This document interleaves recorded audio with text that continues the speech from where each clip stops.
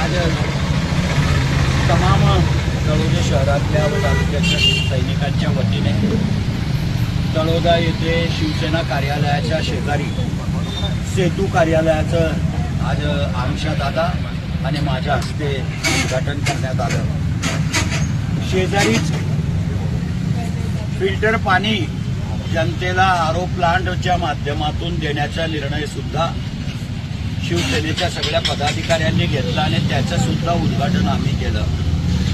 लोकाभिमुख लोकहिताची कामं कशी करावीत हे खरं म्हणजे तळोद्याच्या शिवसैनिकाकडनंच शिकलं पाहिजे। कुठलीही सत्ता नसताना जनतेच्या हितासाठी सातत्याने राबणारे हे तळोद्याचे सगळे शिवसैनिक आहेत। मी त्यांचं मनापासून अभिनंदन करतो आणि भविष्यामध्ये सुद्धा तळोजा शहर आणि तालुक्याच्या सर्वांगीण विकासासाठी शिवसेनेच्या माध्यमातून आम्हाला जे जे करता येईल ते करण्याचा आम्ही मानस ठेवला आहे।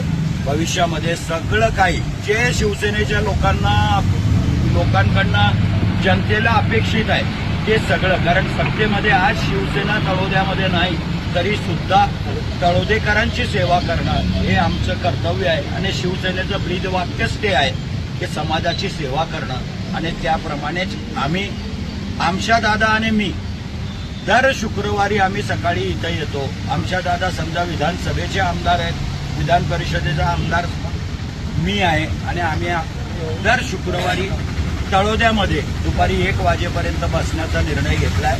छोटी मोठी ओपीडी चालवू आणि लोकांना काही ना काही रिझल्ट 100% शिवसेनेच्या माध्यमातून देण्याचा प्रयत्न राहील एवढी ग्वाही देतो। धन्यवाद।